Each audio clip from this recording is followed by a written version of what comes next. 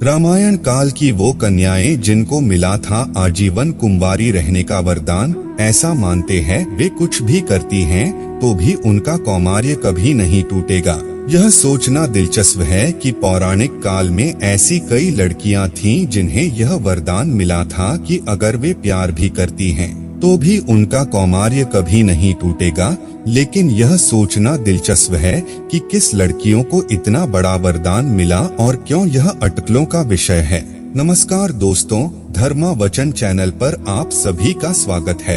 अगर आप भी भगवान श्री कृष्ण के भक्त हैं तो कमेंट में जय श्री कृष्णा जरूर लिखें। तो चलिए शुरू करते हैं आज की प्रस्तुति।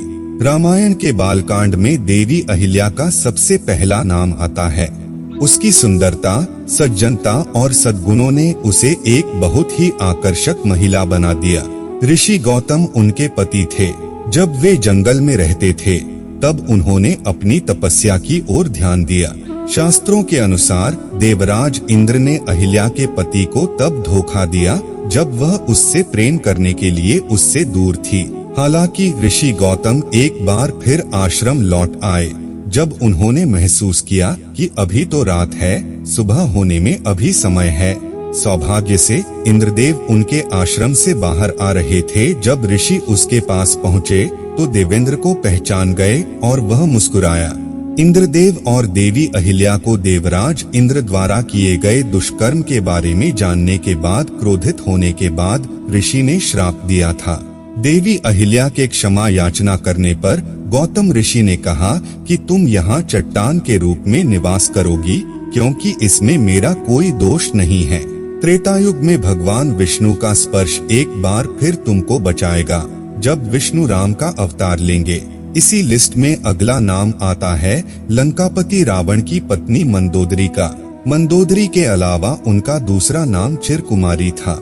वह राक्षसों के राजा मयासुर और महिलाओं के राजा अप्सरा हेमा की बेटी थी। वह भी अर्धराक्षस थी क्योंकि उसके पिता राक्षस कुल से थे और फलस्वरूप मंदोदरी भी बहुत सुंदर थी।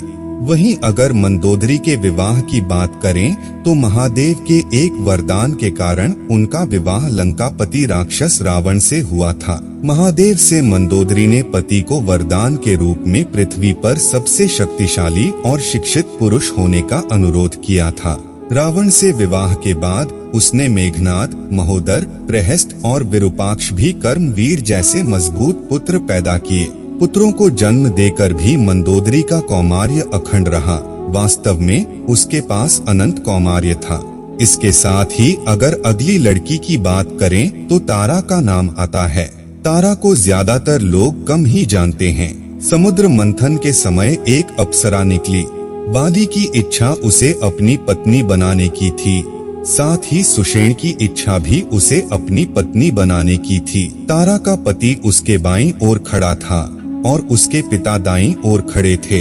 तब यह निर्णय लिया गया कि बाईं ओर वाला उसका पति होगा। उसके बाद ही बाली और तारा का विवाह हुआ।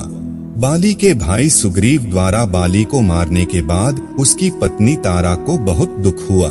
जब तारा को पता चला कि बाली छल से मारा गया है तो उसने सुग्रीव को बुरा भला कहा। दोस्तों, इस लिस्ट में आपको पांडु की पत्नी कुंती का भी नाम मिलता है। यदुवंशी राजा शूरसेन के बारे में कहा जाता है कि उनकी पृथा नाम की एक बेटी और वासुदेव नाम का एक बेटा था।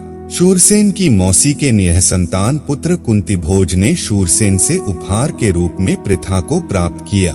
उसी कन्या का नाम कुंतीभोज रखा गया है। इस प्रकार कुंती अपने वास्तविक माता पिता को दूर रखने में सक्षम थी। एक समय ऐसा भी आया था जब ऋषि दुर्वासा आए थे। ऋषिवर ने कुंती की सेवा से प्रसन्न होकर कहा, पुत्री, तुम्हारी सहायता से मैं तुम्हें वह मंत्र प्रदान करूंगा जिससे तुम जिस देवता का स्मरण करोगी वह तुम्हारे सामने प्रकट होकर तुम्हारी मनोकामना तुरंत पूरी करेगा। इसके फलस्वरूप कुंती को जो मंत्र दिया गया वह अद्भुत था। कुंती का विवाह हस्तिनापुर के पांडु नामक राजा से हुआ था। कुंती के 4 पुत्र थे, सूर्य पुत्र कर्ण, धर्म पुत्र युधिष्ठिर, पवन पुत्र भीम, इंद्रा पुत्र अर्जुन। नकुल और सहदेव तो माद्री के पुत्र थे।